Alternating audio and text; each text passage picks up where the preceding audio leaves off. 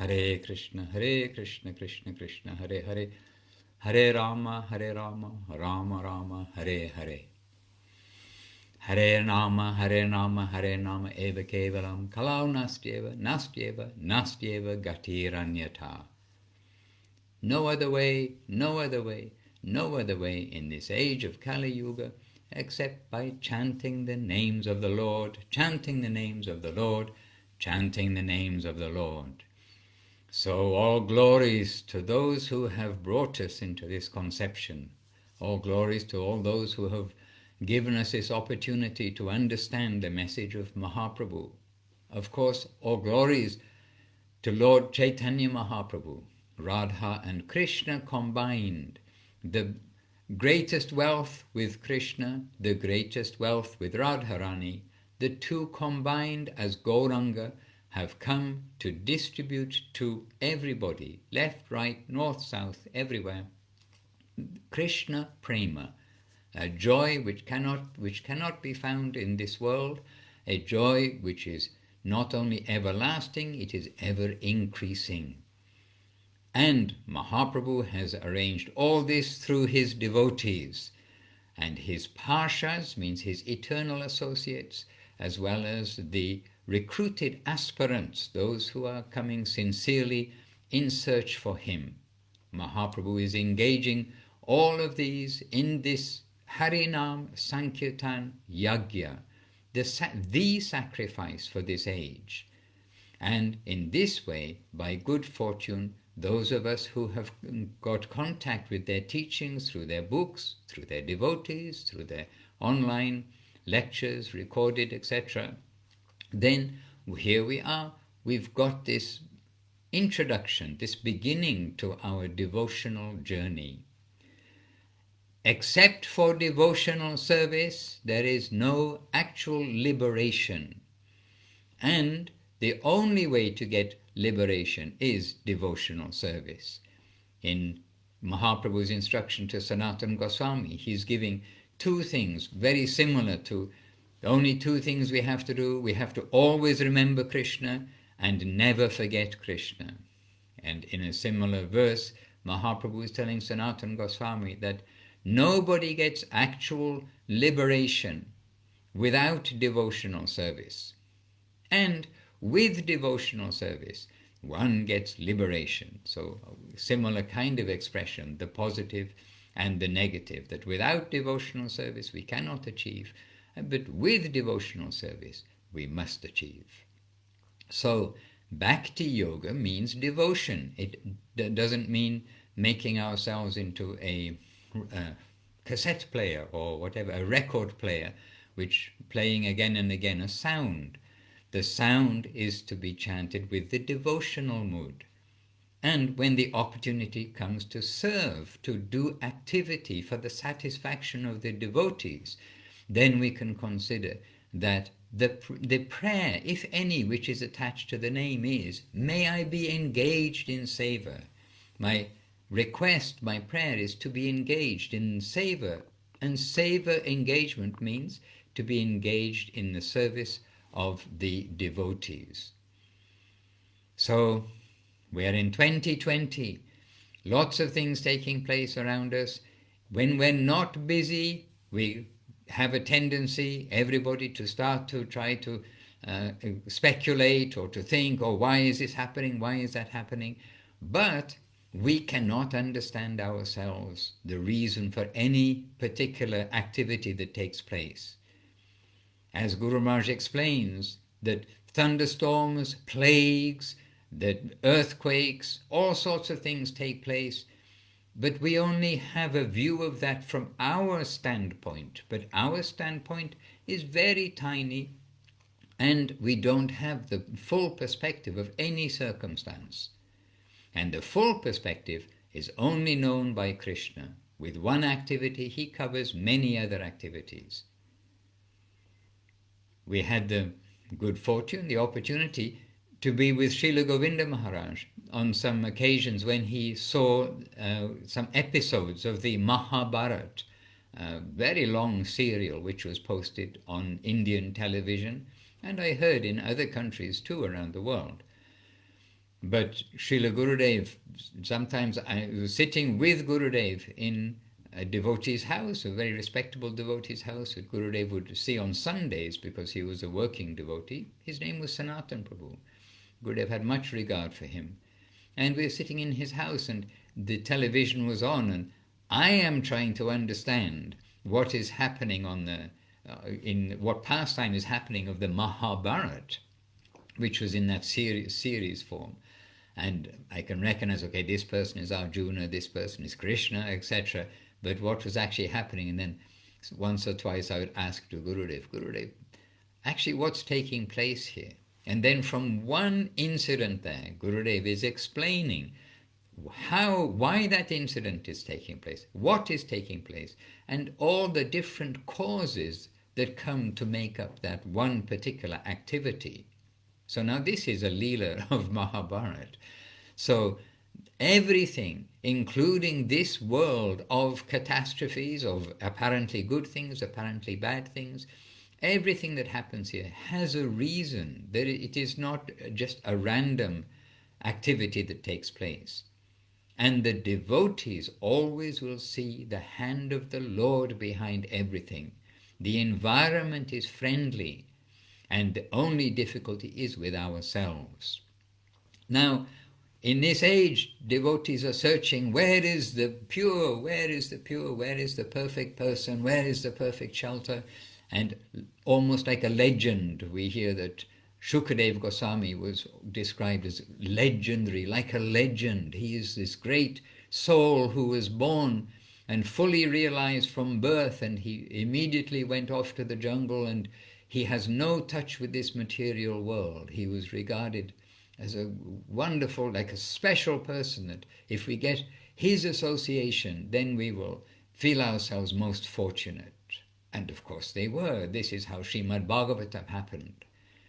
So also this legendary, extraordinary personality of Srila Bhaktisiddhanta Saraswati Thakur, of Srila Sridhar Maharaj, of Srila Govinda Maharaj.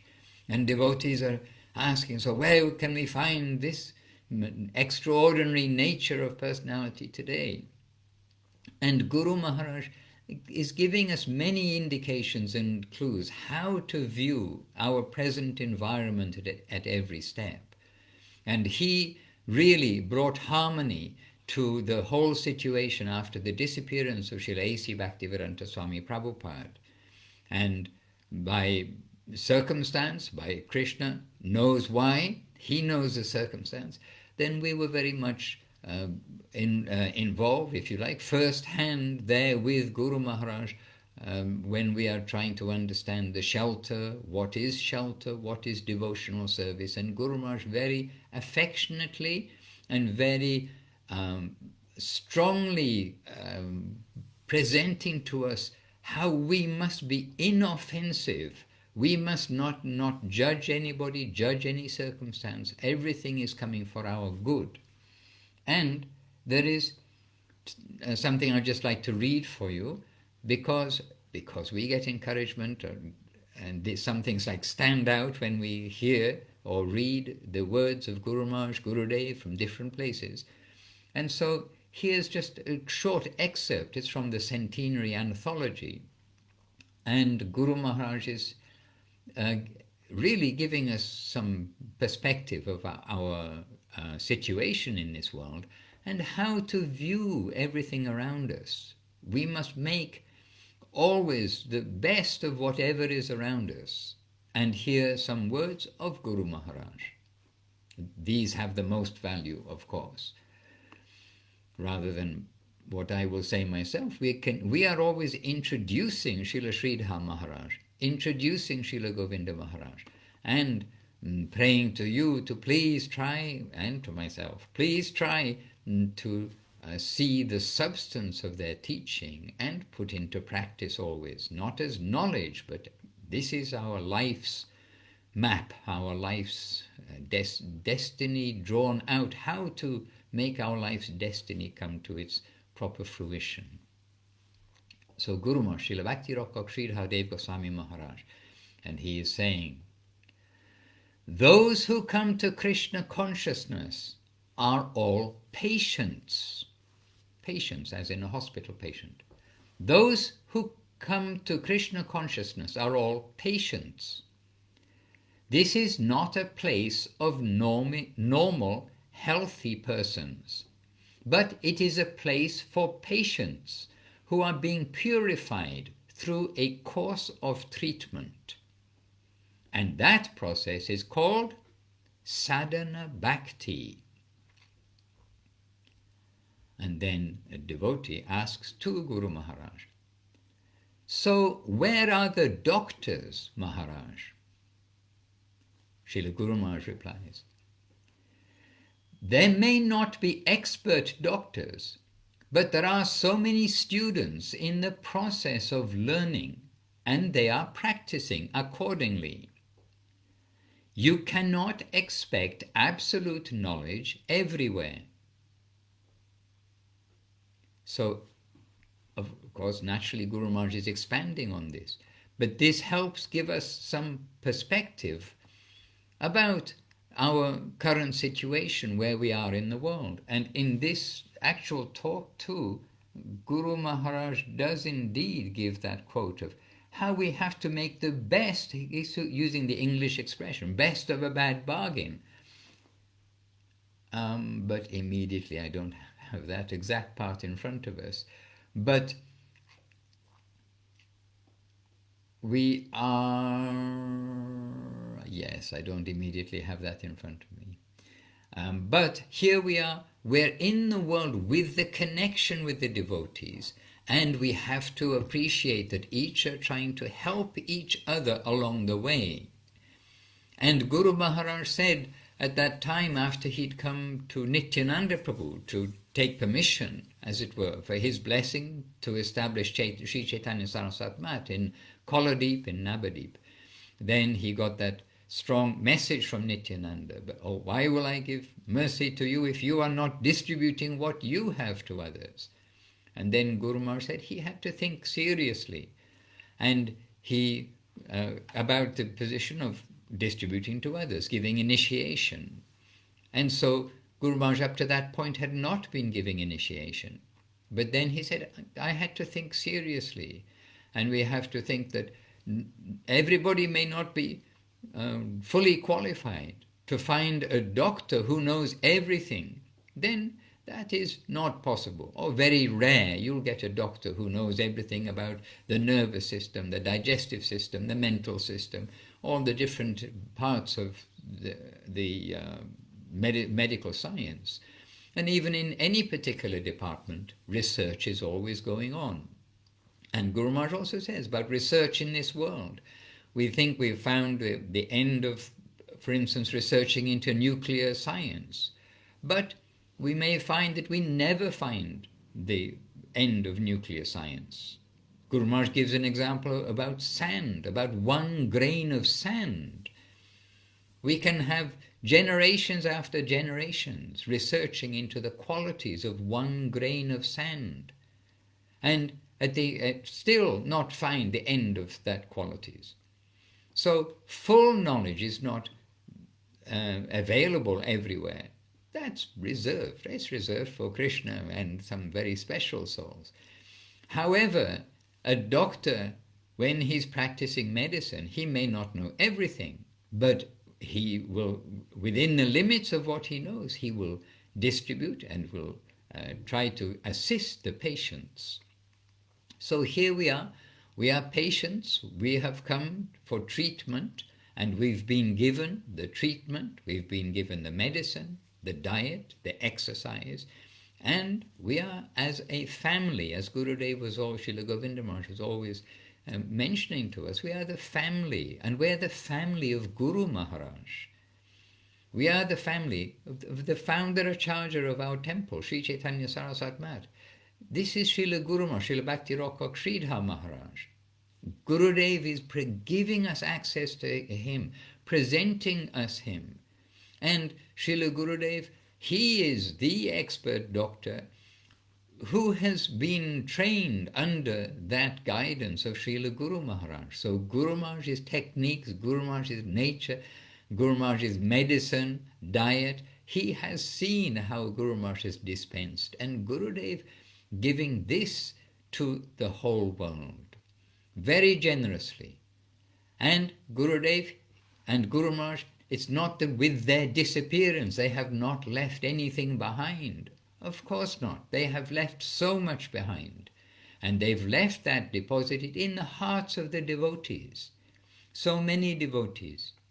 This morning we're talking with one of our old godbrothers. We're all getting old now in our generation, the disciples of Srila Guru Maharaj, but we're talking with him.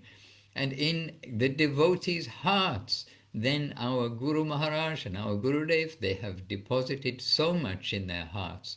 And everybody doesn't know everything, as Guru Maharaj is saying, but they, according to what has been received by them, then they are very happily sharing that with others. And as a family we go forwards with a contribution, with the strengths of all the different members of the family, and those who have got any weaknesses, then the other members of the family, they help them along. So the environment is friendly.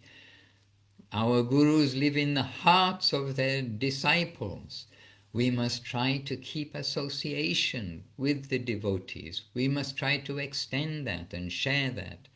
And in this way, the Hari Nam Sankirtan, the very yajna, the very sacrifice of this age, it will be fulfilled. We are making our attempt to do that sacrifice properly. So, no other way but chanting the holy name of the Lord. No other way than being merciful to the jiva souls by distributing the name, by distributing the glory, fame, etc. of the name of the Lord, of the Vaishnavas. And there's no other way than the association of devotees.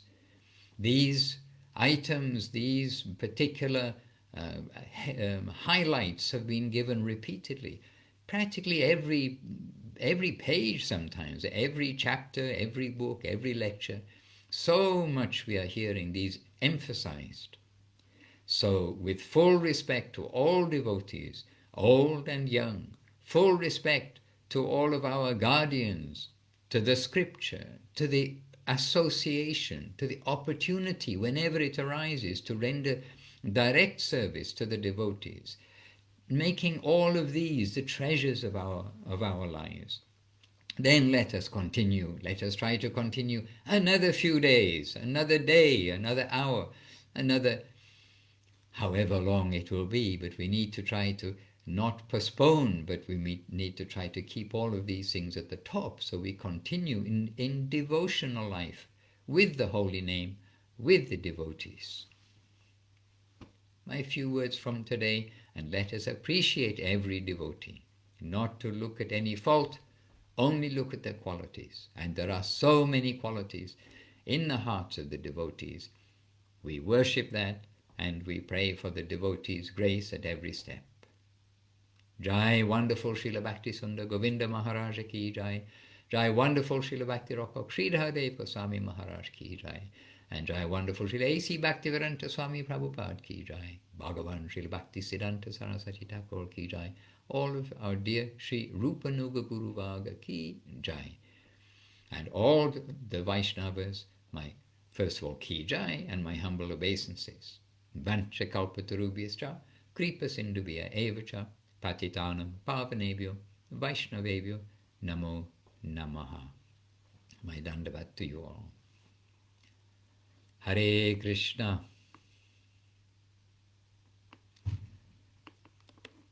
Hare Krishna, Krishna Krishna, Hare Hare, Hare Rama, Rama Rama, Hare Hare.